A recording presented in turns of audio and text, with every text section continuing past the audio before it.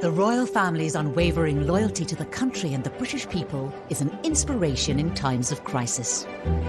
They are brave and they have this rock-hard sense of duty that runs all the way through them. During the Second World War, with British morale at an all-time low, the royal family stepped up, and one member in particular stood out. Putting themselves in the line of danger was integral to the wartime effort, was the Queen Mother's genius, really. Tonight, how the Queen Mother became an icon when the country was blitzed by German bombers. To you, my fellow countrywomen all over the world, what have I done, you may ask, compared to what my boy has to put up with? How she was determined to stay put, despite deadly dangers. Queen Mother said, "The girls won't leave without me. I won't leave the king, and the king will never leave." And she meant it. How she took extreme measures to protect herself from the imminent threat of German kidnap. She was ready with this rifle. She had guts, and if she could, she would have used it against the enemy. And the moment Hitler came close to an assassination that would have changed the course of our history. Hearing the unmistakable whir-whir of a German plane and the scream of a bomb that hurtled past them and exploded in the quadrangle. We'll hear how this extraordinary lady boosted morale across the empire. I wish you all every good fortune in the admirable work that you are carrying on. She was leading from the front and saying, "We will get through this," and was the epitome of that British stiff upper lip, but also with a smile on her face at the same time. And how the Queen Mother pulled no punches when it came to the enemy.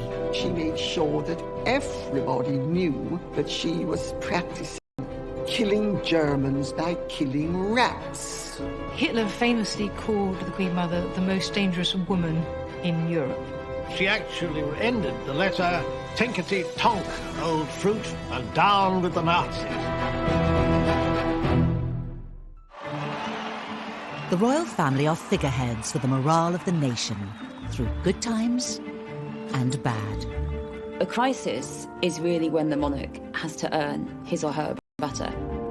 It's all very well waving and smiling, but when the country's got real problems, that's when we really expect to see our king or queen. They are brave and they have this rock-hard sense of duty that runs all the way through them. Our Queen witnessed her first national crisis at the outbreak of the Second World War, when she was just 14. But all eyes are widely known as the Queen Mother. Elizabeth Angela Marguerite Bowes-Lyon was born in 1900. A lady at the age of 4, she was homeschooled and fluent in French by the time she was 10. Well, my understanding is that Elizabeth was always a very bubbly, buoyant, bright, naughty, mischievous child and adult. She was very charming, she was very intelligent, and she was extremely determined. She was one of the most determined people you could ever hope to meet. She had a kind of carpe diem attitude to life. She talked about how terrible it would be if you'd gone through your whole life not doing the things you weren't supposed to do. So you hadn't smoked, you hadn't drunk, and then the next day you were run over by a big red bus. So what should you be doing now to make the most of the opportunity? Her parents, the Earl and Countess of Strathmore, stressed that patriotism and religion were so tremendously important. I think this instilled in her a steel that became evident in a time of crisis which was so important. Elizabeth's earliest experience of a crisis was at the age of just 13, during World War I. Sadly, she lost one of her brothers in the First World War. He was part of the Black Watch Regiment, and he was killed. Another of her brothers was also taken as a prisoner of war for 2 years. So this really had an impact on her throughout her life. One of the childhood homes, Glamis Castle in Scotland, was opened up as a convalescent hospital, and throughout the war years, she looked after the wounded soldiers. These young men, these young working class men who no girl of her class would ever have spoken to. She's getting them cigarettes, she's chatting to them about their wives and girlfriends, and she really saw, I think, firsthand the sacrifices that the working classes make. So really, overnight, Elizabeth Bowes-Lyon went from a very fun-loving girl who had a very sheltered childhood to seeing firsthand understands the suffering and the horror inflicted by World War I. Young Elizabeth would go on to have a significant relationship with a military man, Prince Albert, the Duke of York, Queen Mary's second son. After courting Elizabeth for more than 2 years and proposing unsuccessfully twice, Albert finally won her over, and they were married on the 26th of April, 1923. People were quite surprised that the Queen Mother, somebody very gregarious, very much a social butterfly, very extrovert, ended up marrying the Duke of York, or Bertie as she affectionately knew him, because he was very shy, had a stutter. I think there were royal watchers thinking, how extraordinary that he has landed this lady. In 1936, their lives changed forever. Wallace Simpson. Overnight, Albert was crowned King George VI, and Elizabeth became Britain's new queen. I rely upon what the Princess Royal said about how Elizabeth felt when she became queen. You know, some people said, oh, she was furious and she didn't want it and all of that. The Princess Royal said, oh, I do wish she'd stopped grinning like a Cheshire cat. It's so unseemly. I think she was absolutely thrilled to be queen and remains thrilled to be queen. Elizabeth quickly adapted to life as queen, and it soon became clear she was not interested in a backseat role. And I would like to say to all those who have been taking part in the display how much I've enjoyed it. It is said that there were two kings of England, King George VI and Queen Elizabeth. And in fact, Winston Churchill complained to Lord Beaverbrook, and I got this from my sister-in-law Jeannie, who was his granddaughter, that he didn't think he could continue to have regular audiences with the king, because whenever he needed immediate decisions, the king would say, oh, leave it with me, I'll think on it overnight, meaning I'll consult Elizabeth. She started a mission to get her husband ready for his new life as king. One of the most pressing matters was his stammer, which he developed around the age of 8. Scheme whose inception we saw when we were last in Glasgow 10 months ago. And she almost frog-marched him off to Harley Street because he had a stammer, and she knew that that was not a way to be if you were a king.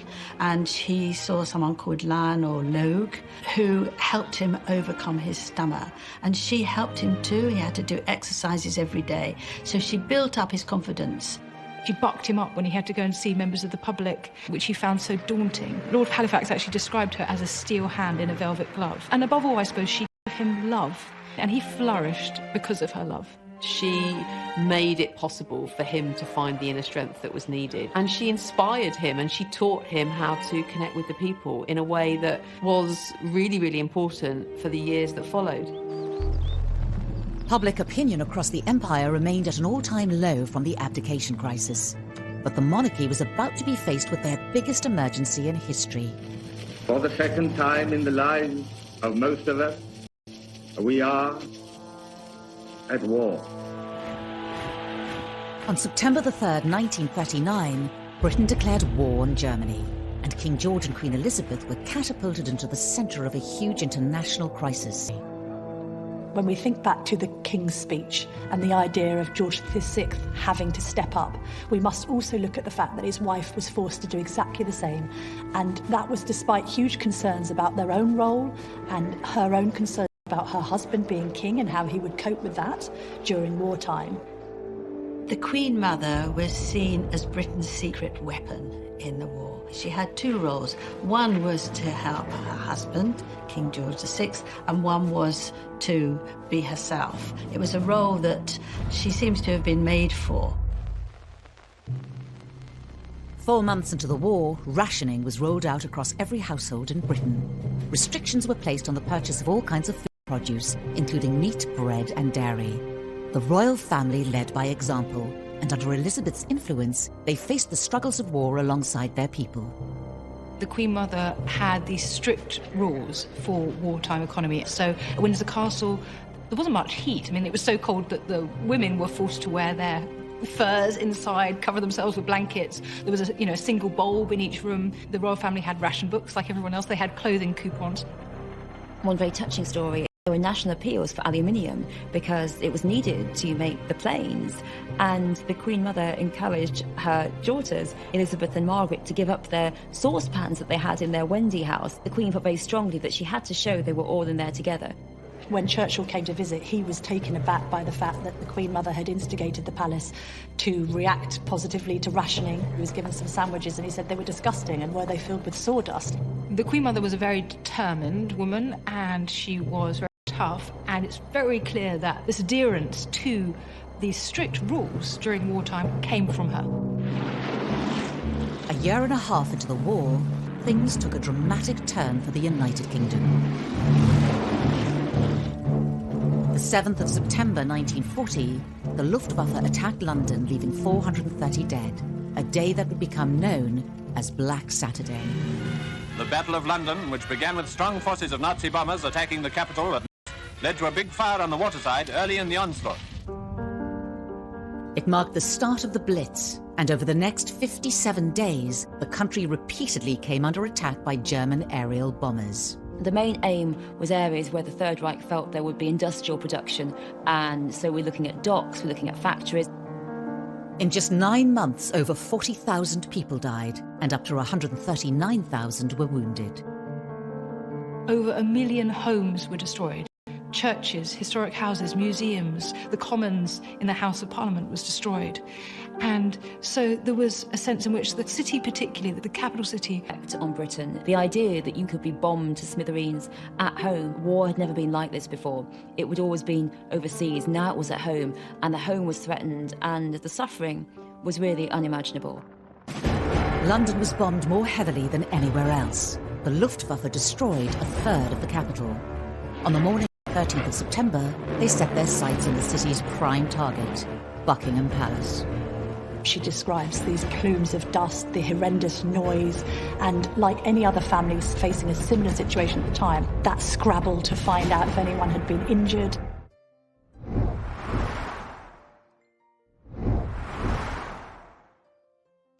Historically, it was the king's duty to fight on the front lines of war.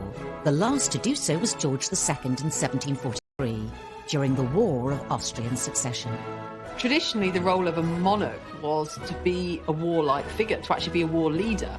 At the time of the Second World War, it was a more ceremonial role. But actually, that ceremonial, symbolic role was incredibly important.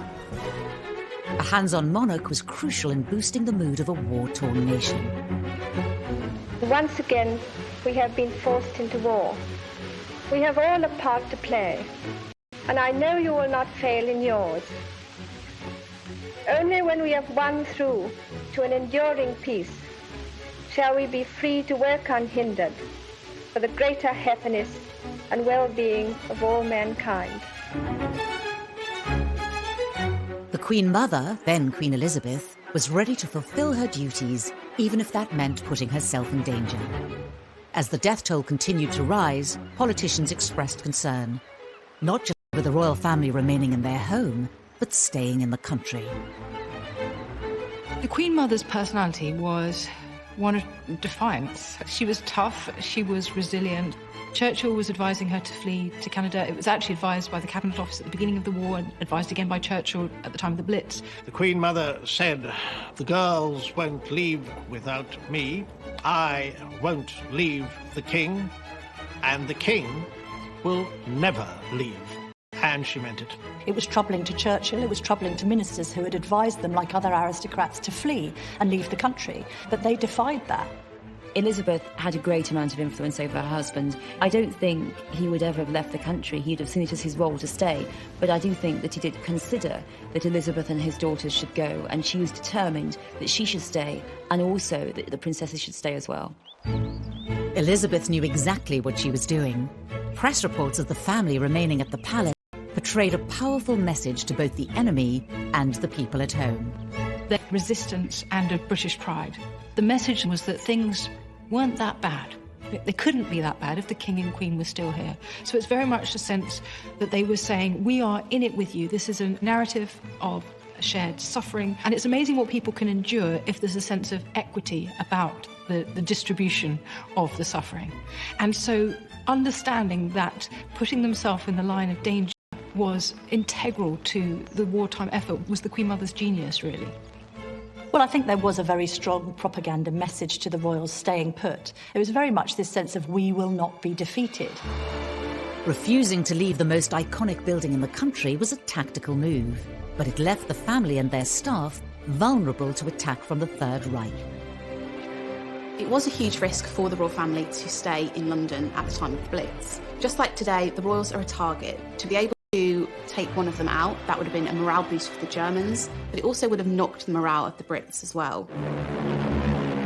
German aerial bombers were not the only threat to the royal family. There were rumours of potential kidnap from German parachutists. So with the help of Winston Churchill, Elizabeth took drastic measures to prepare herself. During the war, Churchill came and saw her a great deal, and he gave her a rifle. And so she would go around practicing shooting by trying to kill off rats. But she was ready with this rifle. She had guts. If she could, she would have used it against the enemy. This was seen by many as a clever propaganda technique devised by Elizabeth. She made sure that everybody knew that she was practicing killing Germans by killing rats. There was a link, and the link was that the Nazis were rats. And so the word was leaked that she was at the palace practicing shooting rats. Propaganda is very important in a war. All of this tells us of a woman who was humorous in the face of disaster. The expression is a tough old bird, isn't it? She was somebody who wasn't going to easily be cowed. If you think that the best way to deal with rats is to practice hitting them as if they're Germans, then you've got a certain spirit about you. Nothing could prepare Elizabeth for the events that unfolded during September 1940. On the 8th, a 50-kilogram bomb was dropped by the Luftwaffe on the grounds of Buckingham Palace, but it failed to explode. Just a few days later, at 11 a.m. on the 13th of September, the Germans hit the palace again. The Nazis hit Their Majesty's private chapel. The King and Queen had worshipped here only a few hours earlier. An unpublished letter written by Elizabeth gave us a unique insight into what happened that day. We have her writing to her mother-in-law, describing, hearing the unmistakable whir-whir of a German plane and the scream of a bomb that hurtled past them and exploded in the quadrangle. So they were very close to assassination. She says that her knees trembled a little bit after the explosion, which seems reasonable when you've had a bomb almost explode on you. The devastation caused by the 5 high-explosive bombs was terrifying. I saw a great column of smoke and earth thrown up into the air, and then we all ducked like lightning into the corridor. She describes these plumes of dust, the horrendous noise, and like any other family facing a similar situation at the time, that scrabble to find out if anyone had been injured. It didn't take her long to realise that she was actually the person who had to make sure that everybody else was all right, and that would be very much her role. So I imagine that's also quite strengthening, actually, if you can put your own fear aside and sort of concentrate on other people's. And I'm sure she did a very good job, because she was basically a very strong person, and she was very much a leader, and she knew that that was where she could make an impact. She went to check on the housemaids, she went to speak to the chef, and she talks of how the servants were really magnificent. They then retreated to their air raid shelter, which we know the Queen Mother had kitted out in soft furnishings and had fashion magazines on a table to make sure that everyone could be relaxed. But again, they were in there with their staff. Everybody had their nerves shot to pieces, but there was this sense that this was the way things were back then, and that they just had to keep on carrying on, gritting their teeth and getting through it in any way they could. Despite the devastation, Elizabeth's primary concern was her people. She wrote in the letter, "We lunched down in our shelter, and luckily at about 1:30 the all-clear sounded, so we were able to set out on our tour of East and West Ham. The damage there is ghastly." Rather than staying around to deal with their own problems, they went to see those in the East End who'd also been bombed. So that's a private letter, and I think as such it gives us a privileged insight into the character of this woman. The letter also gave a touching and personal description of how Elizabeth was feeling at the time. It does affect me seeing this terrible and senseless destruction. I think that really I mind it much more than being bombed myself. 4 people were injured that day, and later 1 died. The King and Queen had been lucky to walk away unharmed. Churchill himself was not told the closeness of this attack and what had happened until quite a long time later. She wasn't intimidated, she wasn't scared, so I really think that showed it. Her spirit is summed up by the way she said, "Dear old BP," meaning Buckingham Palace, "is still standing." And to a cousin, she actually ended the letter, "Tinkety-tonk, old fruit, and down with the Nazis." The bombing was a pivotal moment in the royal family's relationship with the public. Hitler had actually brought them closer together. I think from the Nazi high command that if they bombed Buckingham Palace, it would create press images of this destitute sovereign, the bombed out palace, and it would lead to despair among the British people. And exactly the opposite happened. 40 reporters were invited to view the damage. All civilized people give thanks that their majesties have escaped the Nazis' barbarous attacks. The Sunday graphic newspaper detailed how that day resonated with so many people. For the second time, a German bomber has tried to bring death and destruction to the home of their majesties. When this war is over, the common danger which King George and Queen Elizabeth have shared with their people will be a cherished memory and an inspiration through the years. The message that was coming out of that was, this beast in Berlin who has tried to assassinate our beloved sovereign, we can't let them get away with this. And there was a sense of pulling together. So immediately, it actually served to do the opposite to what the Germans have thought and became this extraordinary PR opportunity. The king is still in London, in London, like Mr. Jones and Mr. Brown. The king is still in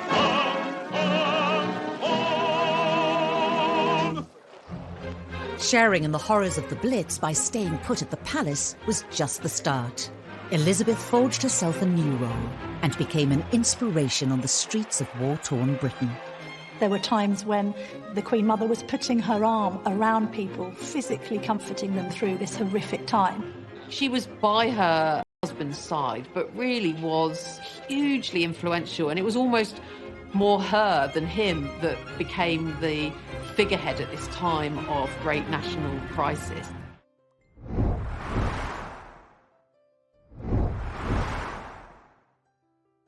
During the early stages of the war, public perception of the royals was not always positive. War broke out only a few years after the abdication crisis, and so the royal family hadn't really recovered in terms of public opinion. The fact that she was wearing her furs and showing off their riches, and it seemed their safety by comparison to those who'd been bombed, really struck a nerve, and there was great hostility. King George and Queen Elizabeth's perseverance and solidarity with their subjects at the outbreak of the Blitz turned the tide. Very severely.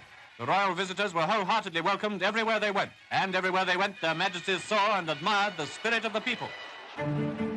Well, indeed, they didn't cancel royal visits either during these bombings, so although they'd have faced horrific turmoil in their own property and had bombs raining through, they still insisted on going and seeing those who weren't so fortunate. There was an occasion where she offered to hold a baby because a mother was there with her arm in a bandage and couldn't quite handle the infant. There were times when the Queen Mother was putting her arm around people, physically comforting them through this horrific time. After Buckingham Palace was bombed, whereas there'd been booing, jeering beforehand, now it was clear that even if you live in a palace, it doesn't mean you're safe. It doesn't mean that Hitler's not going to attack you. London wasn't the Nazis' only target, and Elizabeth insisted on visiting all sites obliterated by war.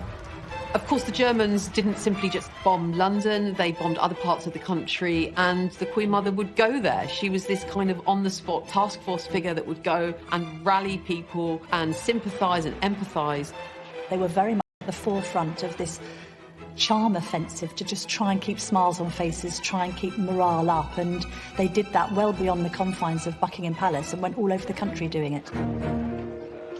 There was an incident in Plymouth in March 1941 when a place which obviously a naval port had been bombed badly during that day. They visited, and after they left that evening, it was faced with another bombardment. They were just between the two.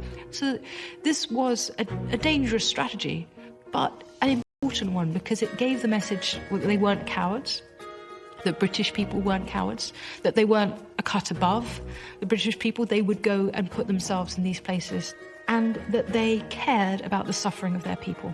And that was such an important message. On the 14th of November 1940, Coventry City Cathedral was struck by 30,000 explosives, killing around 600 people. The city, having been mercilessly bombed throughout a whole night without regard to military targets, now presents a grim appearance of devastation. Again, without hesitation, Elizabeth defied the Nazi threat by standing shoulder to shoulder with the British people. She understood the fear, the devastation of the Blitz, and she would once again go out, visit people. It absolutely exemplified all that was the best of London, indeed the whole country, at this time of crisis. Many, many hundreds of people were killed. She went there and there was this sort of outpouring of affection for her. The national anthem was sung by hundreds of people, but it was this reaffirmation of those bonds. It really was hugely influential, and it was almost more her than him that became the figurehead at this time of great national crisis. As a significant part of the monarchy, Elizabeth played a pivotal role supporting the nation in a time of crisis. I think she was determined to do everything in her power to help this country. I mean, obviously she couldn't go and fight, but she could be there to boost morale. Our own Queen Elizabeth has found time, amidst a host of other royal war duties, to institute a sewing bee in Buckingham Palace. Part of, I think, the Queen Mother's psyche of getting through the war was trying to maintain as normal a life as possible. This sense constantly that she would not let the Nazis defeat her didn't just mean in that sense of kowtowing to bombing raids over Buckingham Palace, but equally not to stop her and fellow Britons in their traditional way of life. Elizabeth found many ways of instilling positivity in troubled times. It wasn't just through visits to bombed-out areas. Due to the closure of music halls, theatres and other cultural venues, she kept spirits up through public appearances. She went to concerts at the National Gallery. The pianist Myra Hess had organised these daytime concerts, and the Queen Mother said that these were some of her happiest hours in these dark times. And she was also concerned about keeping other people's spirits up. On one occasion, the Queen Mother actually even wrote out a poem for Churchill and had it sent round to Downing Street. He was had a very romantic sort of nature, really, and so is said to be supported, by some stirring words from the Queen at this point. It's very important to him. And boosting things for him, as to keep him going, was very important, and that's one of the key roles that the King and Queen had during that time. While the King focused on how the war was unfolding overseas, Elizabeth kept her focus closer to home and spoke directly to those left in Britain. Well, the Queen Mother was in a great position to give speeches to women and children. If you imagine that the King was in lockstep with Winston Churchill trying to give the more alpha message about the war effort and how things were going on the Western Front, a sense that the Queen's responsibility was to try and keep things calm and settled on the home front. World War II was a significant moment in the changing roles of women, that women took on new roles. They were in factories, they are out there working, they're working in the transport, they're working in shops, and even if they're not working, they are at home with full responsibility for the family because the men's are away. Financial decisions, they have to take them. Elizabeth did these motivational speeches throughout the war, speaking to women and children about what they were suffering, what they were going through, supporting the war effort, supporting their men. On the 13th of October 1940, the Queen Mother gave a speech supporting the women of Britain. To you, my fellow countrywomen all over the world, what have I done? Chasing submarines in the Atlantic or chasing Rommel across Africa? She was basically saying to them, we're all in this together, and I'm acknowledging that you're having a hard time. And she made it plain to people that she was sharing their hard time.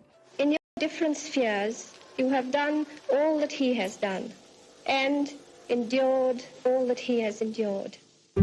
It wasn't just through her words that Elizabeth inspired others. She also joined the military services.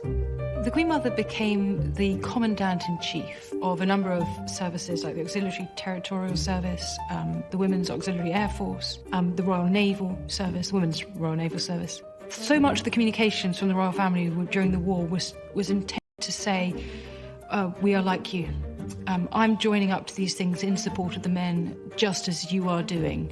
And that's the tone of her communications to the women of Britain as well, that she was nothing special, but she was doing what they were doing. And that was the symbol that was at work there, really. It was the work of their mother that encouraged Elizabeth and Margaret to follow suit. Princess Elizabeth, now a second subaltern in the ATS, has been on a 3-week course of instruction. In the classroom, she pores over a map, sharing it with a sergeant, Patricia Young of Fleet, Hampshire. Well, I think the Queen's example was followed by her daughters literally to the letter, in the sense that the Queen said she wanted to contribute to the war effort and contribute to the military effort.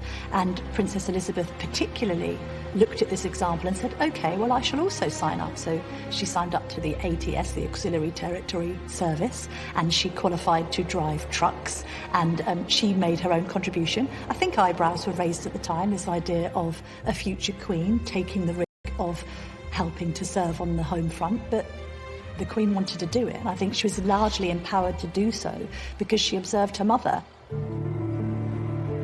The reputation of the monarchy was now on the rise, thanks to their contribution during the darkest days of war. And as the British public warmed to the royals, the enemy's opinion of them began to change as well. This idea that she was rallying the troops and those at home, having a huge effect on morale, a positive effect on morale, at the very time the Nazis were trying to reduce it. Hitler famously called the Queen Mother the most dangerous woman in Europe. And that gives you some indication of how he perceived her inspiring popularity to be a real threat.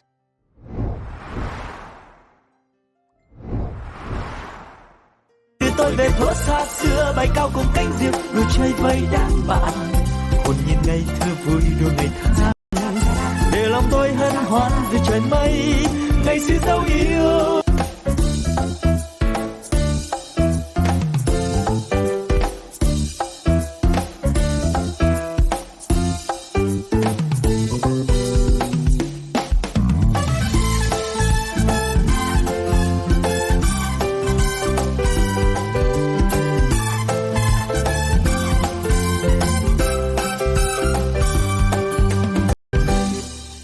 Ngày xưa tôi thả những cành diều dây lướt trên bầu trời phiêu du cùng áng mây hòa trong gió tiếng sáo vang từ đâu diều bay vút cao. Britain's beloved monarchs were again demonstrating a human sympathy for their subjects, whose courage has never yet been shaken. The Blitz spirit was a rare moment of hope to emerge from the ruins of heavily bombed London during World War II. The British people were brought close together through the common goal of surviving the war, and the then Queen Elizabeth, now known as the Queen Mother, nurtured the solidarity.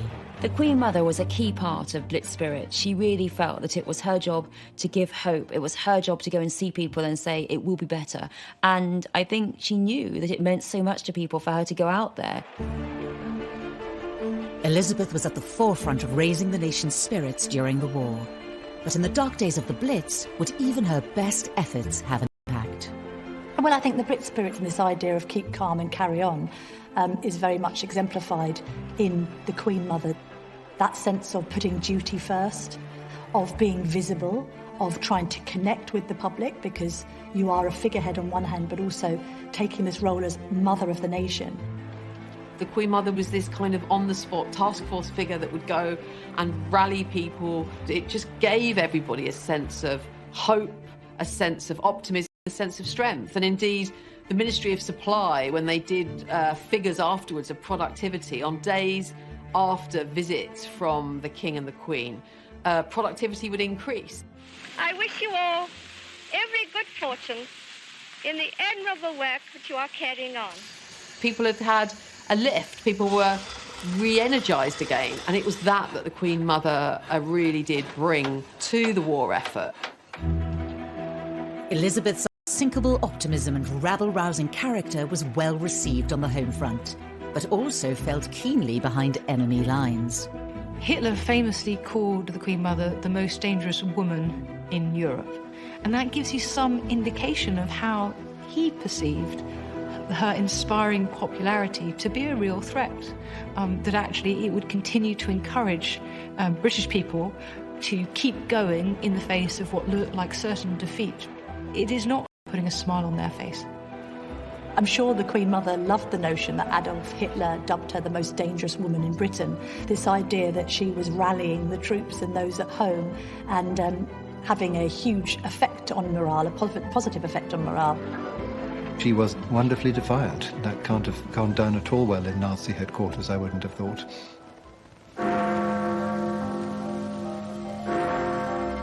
On the 11th of May 1941, the Blitz came to an end. 4 years later, at 6 p.m. on the 8th of May 1945, Germany surrendered unconditionally. The King broadcast to the nation that the war in Europe was finally over. Germany, the enemy who drove all Europe into war, has been finally overcome. The Queen and I know that the ordeals which you have endured, we are proud to have shared some of them with you. So V-Day, Victory in Europe Day, was huge. The end of the war. But you've got huge, jubilant crowds gathering, people jumping in the fountains in Trafalgar Square. You've got people dancing in the streets. And at the heart of this is thousands of people gathering to pay tribute to the royal family. The royal family were at the heart of the nation's celebrations. The King and Queen had been at the heart of the war effort. And that was displayed in the appearances. Everybody went absolutely wild.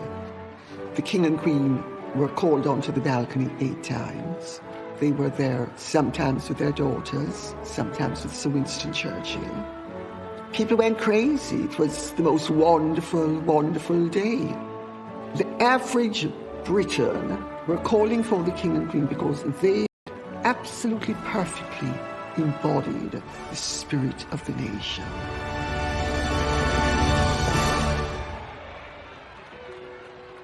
The war had finally come to an end. VE celebrations were over, but Elizabeth's contributions to the war effort continued. The Queen Mother never forgot the East End, and she did, post-war, make many visits. She also never forgot her military and wartime connections, and was very much a symbol going forward of the proper memorials around events like D-Day and VE Day. We see her again and again at the heart of celebrations to mark the 50th anniversary of the end of the war, or just before her 99th birthday, she unveiled a memorial at St Paul's Cathedral to those civilians who died during the bombing of London. So this was absolutely in her heart to the end of her life. To take the Blitz as it came, they defied it. In particular, Elizabeth's unique relationship with the East End was never lost. After all its residents had been through during the Blitz period, her commitment to them continued, visiting them whenever she could. The famous one is from 1987 when she visited Limehouse. She went to a pub, she poured a pint, so she herself was 87 at this time, poured a pint and then drank it about 3/4 of it, we're told. She was the best of them, and for them she was not this great other distant privileged woman. She was a woman who had gone through the war with them, one with them, had seen them through. One lovely thing was that every year whilst the Queen Mother was alive, at her house, Clarence House, on her birthday would arrive a huge cake from the East End, which was from all of those that she had comforted during their terrible suffering. Long after the war, really right through to the end of her life, she was one of theirs, and there was a sense of real affection and bond between them that really actually, never died. The Queen Mother's death on the 30th of March 2002 marked the end of an era for Britain and the monarchy.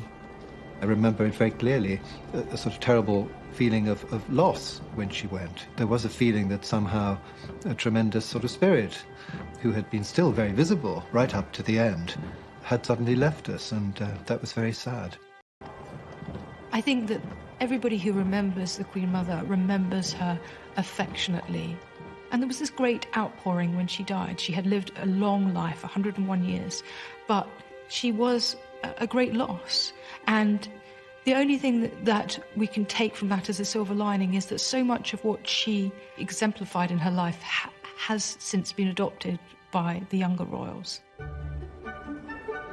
The Queen Mother's efforts during the Blitz set the standard for future royals, particularly in times of national crisis. The Queen Mother's example was very, very important to the other members of the family and to the younger ones as they saw what she did. And certainly the way that the royal family operate today, the Queen is very quick to go to a place of tragedy or crisis. Even though the Queen Mother is now dead, people still talk about her in World War II. She set the bar for what is expected of a queen in a war. You go out there, you see people, you think about others rather than yourself. That is really important. There is this reflection that the Queen Mother's contribution during the Second World War should always be echoed, that it was a hugely successful example of where royals are at their best, connecting with the general public. And we very much see that in Princes William and Harry in the way that they now carry out their difficult times and using your position of enormous privilege to give something back to the communities around you. No royal can ever stay in their gilded cage. No royal can ever stay in their tower if there's a moment of national crisis. What she did during World War II, it's impossible to say how important it was. What she gave to morale, to the country, to her husband, and really to the vision that Britain could survive.